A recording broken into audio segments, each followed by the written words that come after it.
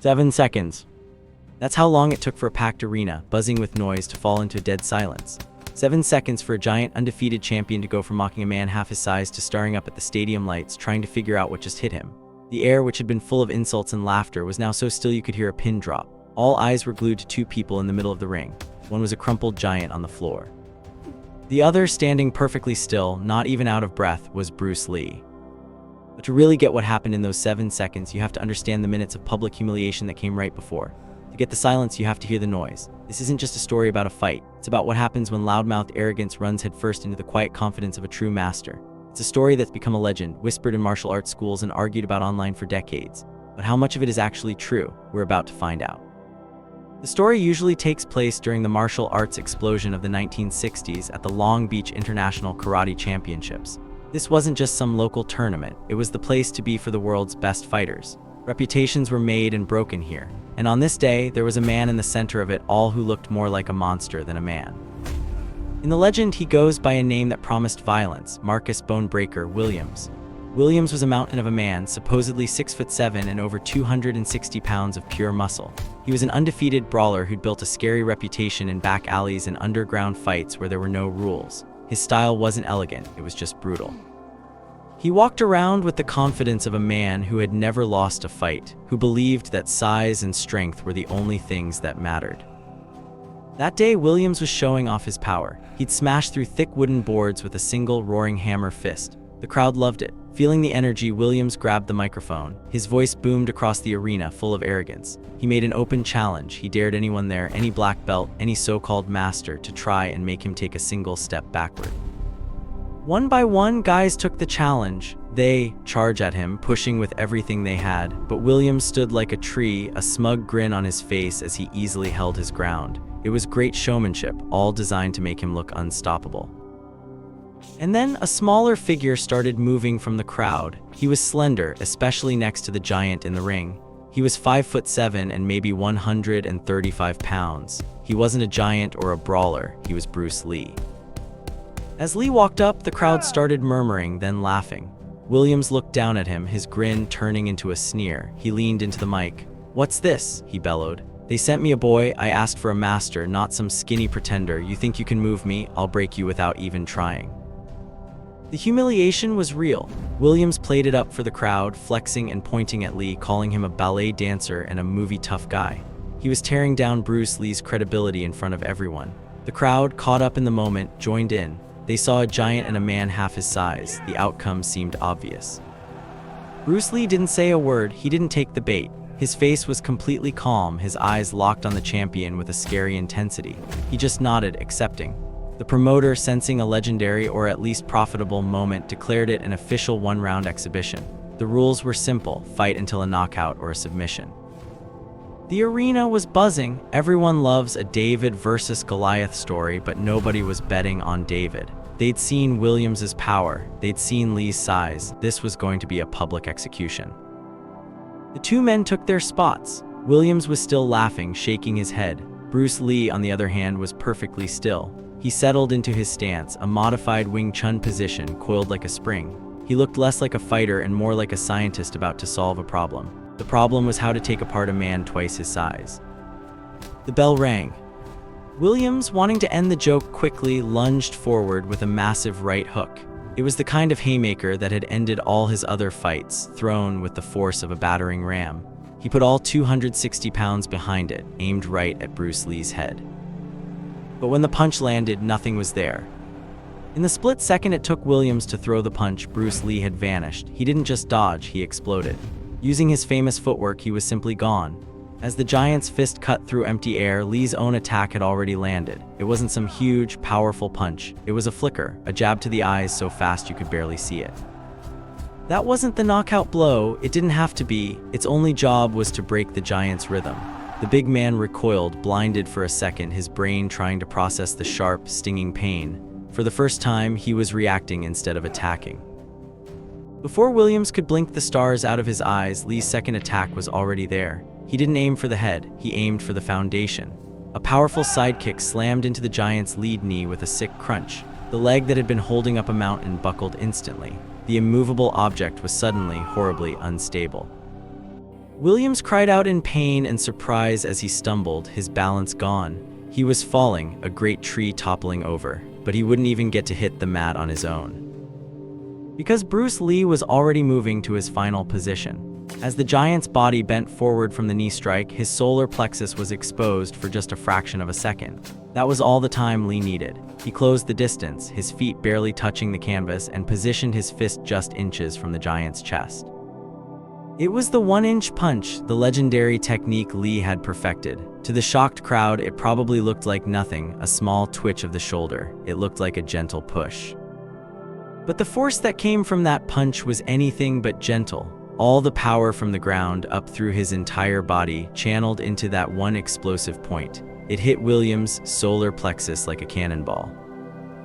The air rushed out of the giant's lungs, his nervous system just shut down, his eyes went blank, his body didn't fall, it collapsed. He dropped to the mat like a puppet with its strings cut. He just lay there gasping. 1 second a jab, the next few the knee strike, then the final step, and on the 7th second the 1-inch punch and the collapse. 7 seconds. The jeers, the laughter, the insults, all gone. The thousands of people in the arena sat in total shock. They had just seen the impossible. In the middle of the ring, Bruce Lee simply relaxed, took a calm breath, and looked at the silent, stunned faces. The message was clear without a single word. Arrogance makes a lot of noise, but skill gets the final word. This story is incredible, right? It's the perfect underdog tale. But as we stand here in the silence of that legendary arena, the big question is, did any of this actually happen? The line between myth and reality gets blurry, especially with someone like Bruce Lee. If you love digging into the truth behind these epic stories as much as we do, hit that subscribe button and turn on notifications. You won't want to miss what's next as we separate the facts from the fiction. The story of Bruce Lee versus the giant, whether his name is Marcus Bonebreaker Williams or he's just some unnamed titan, is a cornerstone of the Bruce Lee legend. It's been told and retold in dojos, on forums, and in countless videos. And why not? It has all the pieces of a perfect story: an underdog, a villain you love to hate, public humiliation, and a fast, satisfying victory. But when you actually dig through historical records, newspaper archives, and the official logs of events like the Long Beach International Karate Championships, the story just vanishes. There's no verifiable evidence that a fight between Bruce Lee and someone named Marcus Bonebreaker Williams ever happened. There are no photos, no news reports from the time, and no tournament records of this dramatic 7-second knockout. These stories are legends, not documented history. They're part of a bunch of similar tales about Bruce Lee, all hitting the same notes: his unbelievable speed, his groundbreaking techniques, and his ability to beat impossible odds. The 7-second knockout, the mocking giant, and the stunned silence are all dramatic details that make the story more exciting and easy to share. So why do these stories stick around? Because in a way, they tell a deeper truth. While this specific fight might be a myth, it's a myth built on a foundation of very real, very documented skill. The legend exists because Bruce Lee really was that good. He did things that people had never seen, and those who saw his skills firsthand often had to resort to larger-than-life stories just to explain what they witnessed. These legends are the smoke that pours off a very real fire. So to find the truth, we need to look past the smoke of the 7-second knockout and find the real-life events that were so incredible they gave birth to these myths in the first place. And the reality is even more fascinating than the fiction. If the public knockout of a giant is a myth, what were Bruce Lee's real fights like? Well, the most important and most documented fight of his life wasn't a public show. It was a private, high-stakes duel in 1964 against another master, Wong Jack Man. At the time, Lee was teaching martial arts in Oakland, and his methods were considered radical. He taught anyone who wanted to learn, no matter their race, and he was already changing Wing Chun into something new. This upset the traditional Chinese martial arts community in San Francisco, who sent Wong Jack Man, a skilled master, to deliver a challenge. If Lee lost, he'd have to shut down his school. Now this is where things get messy, because what really happened in that fight depends entirely on who you ask. Bruce's wife, Linda Lee Cadwell, said the fight was over in about 3 minutes. She described Lee chasing Wong down, getting him on the ground, and punching him until he gave up. Lee himself was disappointed, feeling the fight was sloppy and took too long, leaving him winded. But Wong Jack Man and his supporters tell a totally different story. They claim the fight lasted closer to 20 minutes and was nowhere near a clear win for Lee. One witness, William Chen, even called it a tie, noting that Wong held back from using his most dangerous kicks. The truth is probably somewhere in the middle. It wasn't a clean, 7-second knockout. It was a gritty, exhausting battle between two masters. And for Bruce Lee, it was the most important fight of his life. It was a huge learning experience that showed him the limits of traditional styles and became the catalyst for him to create his own philosophy, Jeet Kune Do. While that fight shows the messy reality of combat, the seeds of the 7-second knockout myth were planted in very public, very real demonstrations. The most famous of these happened at the Long Beach International Karate Championships in 1964 and 1967, the same setting as our legend. Bruce wasn't there to fight a giant, he was there to demonstrate his ideas. And it was here that he showed the world the 1-inch punch. Imagine the scene. Lee stands in front of a volunteer, a man named Bob Baker. Lee's fist is just 1 inch from the man's chest. There's no wind up. Then with a sudden explosive snap of his entire body, he punches.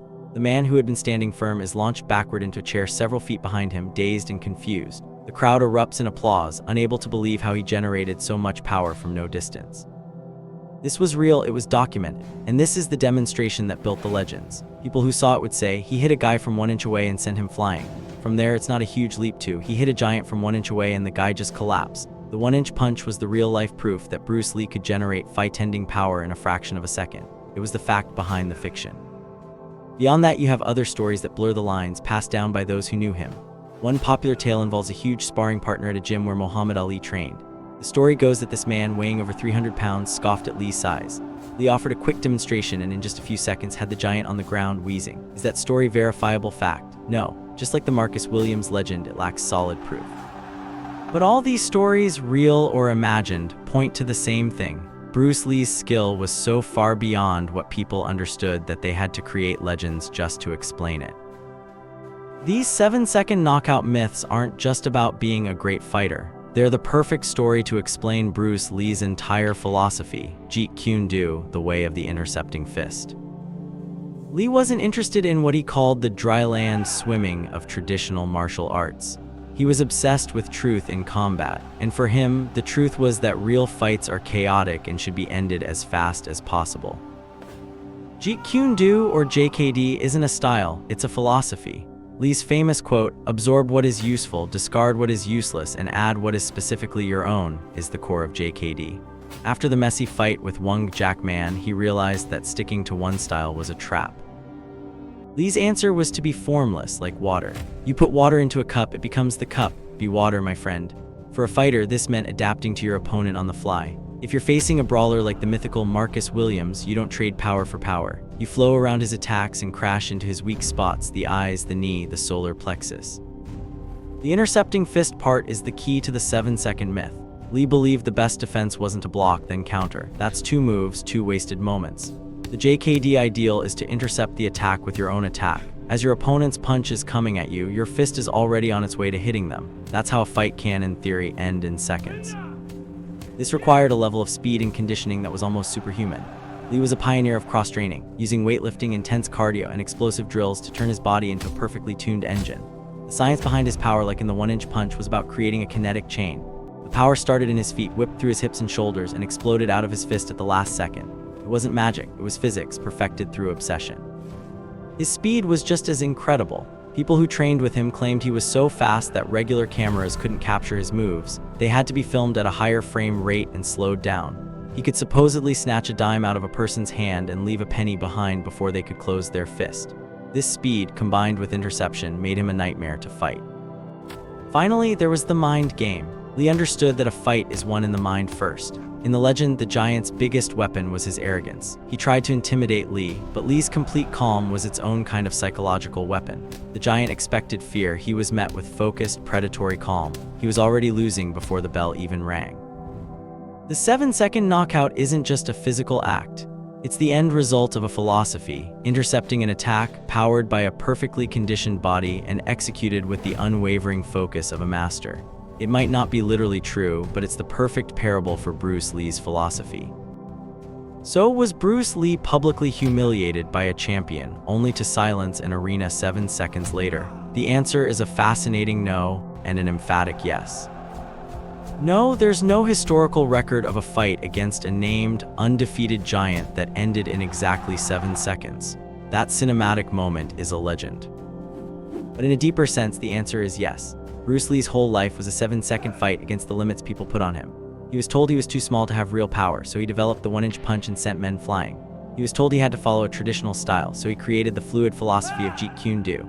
He was told he couldn't be the star of an American show, so he went to Hong Kong and became the biggest movie star in the world.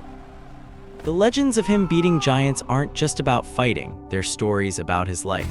They represent the victory of technique over brute force, intelligence over ignorance, and a calm mind over a loud mouth. The silent arena in the story represents the silenced doubt of everyone who said he couldn't do it. While the story of Marcus Williams might be a myth, the power of the one-inch punch was very real. While the 7-second knockout may be fiction, Lee's obsession with maximum efficiency was the core of his philosophy.